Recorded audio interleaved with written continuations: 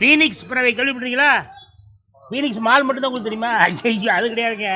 Phoenix அப்படின்னா என்னென்னு அக்கா சொல்லுவாங்க. ஃப்ரீயாக ஃப்ளை பண்ணிட்டு இருப்பேன், எந்த கவலையும் இல்லாமல் ஜாலியாக சுற்றிட்டு. போன பிறவியில் அதாவது எதை பற்றியுமே கவலைப்பட மாட்டாங்க, ஃப்ரீயாக ப்ளே பண்ணிக்கிட்டே இருப்பீங்களா? என்ன பண்ணுவேன்? ஃப்ளை பண்ணுவீங்களோ? ஒரே இங்கிலீஷ் தானே, தமிழ் வராதோ? வரும் சார். தமிழில் சொல்லுங்கள். ஃபீனிக்ஸ் பறவைன்னா என்னது? சுதந்திரமாக பறந்துட்டு இருப்பேன். சுதந்திரமாக பறந்து கொண்டே என்ன பண்ணும்? விசில் அடிக்குமோ? அப்பப்போ விசில் அடி. அப்படியே வானத்திலே தூங்கி வானத்திலே முழிச்சு வானத்திலே இறந்து பழையபடி வானத்திலே பிறக்கும். அதுதான் பீனிக்ஸ். அப்படிதானே? எஸ். ரைட். போன பிறவியில் அக்கா பீனிக்ஸாக பிறந்திருக்காங்க. இந்த வாட்டி லேப் டெக்னீஷியனாக பிறந்திருக்காப்புல. அடுத்த பிறவியில் என்னவா பிறப்பாங்கன்னு கேட்பேன். என்னக்கா பிறப்பீங்க? ஏஞ்சலா பிறப்பேன். ஏஞ்சலா? யாருக்கு அது? உங்கள் ஹவுஸ் ஓனர் பேரா? என் பேர் அடுத்த ஜென்மம். ஓ, உங்கள் பேரே ஏஞ்சலா?